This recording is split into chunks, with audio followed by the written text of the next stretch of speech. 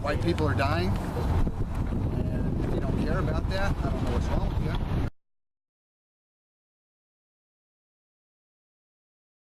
Let's put it bluntly, the racial profile of Europe has changed profoundly, dramatically. So I guess, believe me, you don't have to go that far. What you see in your vicinity is more or less the replica, is a Xerox copy of what Western Europe is going through. Eastern Europe is something quite different. We can talk about this some other time. Again, from the psychological perspective, of course, those politicians, those movers and shakers in the European Commissions, for instance, who never got elected in the first place, they can say, oh, look how Europe is free, we have right-wingers here, we have left-wingers, but when push comes to shove, when those governments, when those nationalists would like to form their own alliance with some other parties, they're simply not allowed to do that. Not allowed to do that. We have the world's highest prison population, built around racial and class lines. Go into any fucking minority neighborhood, the schools are impoverished. I mean, what the fuck? This is fucking planned! Dear fucking God, it's planned to be that way! This country is racist to its goddamn core!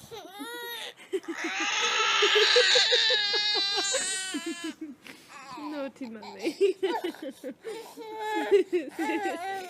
I really do believe that our message, if we could get our message out, I think we would very rapidly change people's minds about all these issues. The average person has no idea, about white nationalism, why it makes sense, why it is totally exactly what other groups are doing. We stand here today in the face of those who would wish to cause us harm, to bring a message of solidarity. White America has had enough. No more will we sit idly by while our nation is stolen. No more will we listen to your lies of equality, while in the same breath you degrade and humiliate whites in our culture. No more. The goal that we need to be working towards is not simply getting a seat at the table. Because one seat at a table of multiculturalism still leaves us without a voice, still leaves us without a destiny. If we truly want to secure the existence of our people and a future for white children, the only way we can do that is the creation of a white homeland. Right.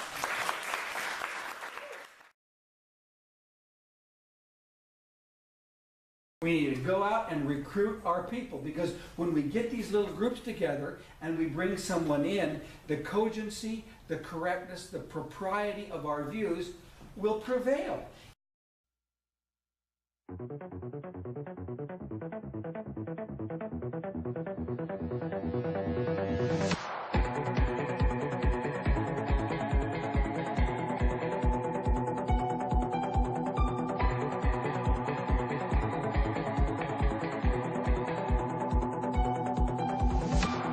Like a storm growing across the horizon, there's a reckoning coming like Judgment Day. Finally we've been awakened from this night. Are you ready? What am I saying? Are you ready? Yeah, I'm ready. To go put up banners? Open up your eyes, then you realize they weren't there.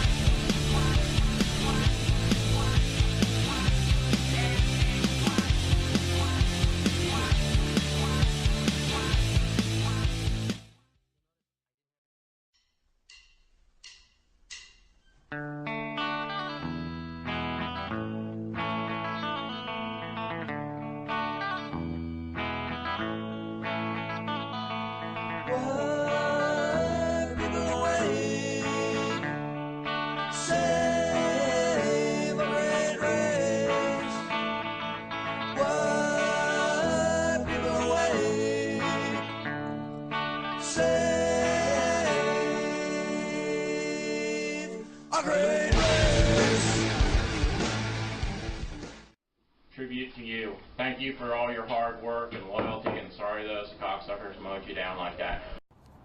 We're here today to give voice to the people, the white people of South Africa, who since apartheid have had a rough road, and not a lot of people know what's happening to them.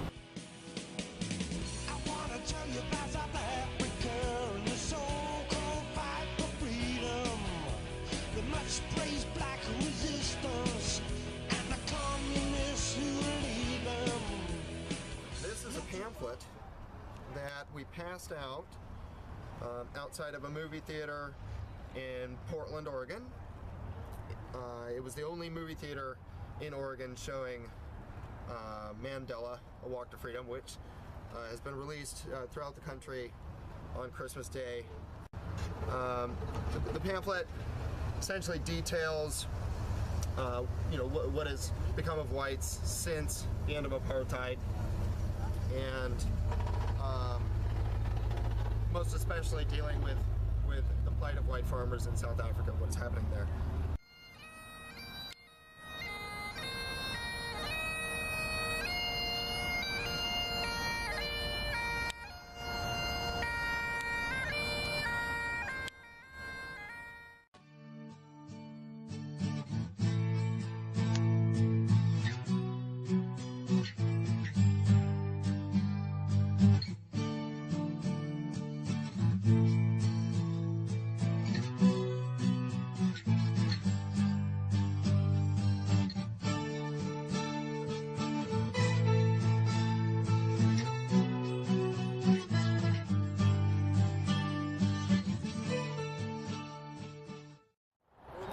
South of Portland, maybe midway between Portland and Salem in Oregon, along the 205 freeway, and we're out here holding signs.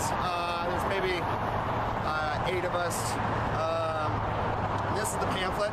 This is the chief pamphlet that is being passed out today, and if you could kind of go into it. It says where white flight ends and history begins, and it has the blue, white, and green of the Northwest Independence Movement. And on the back, it points people to a website, northwestfreedom.com, with the slogan, Liberty, Sovereignty, Identity.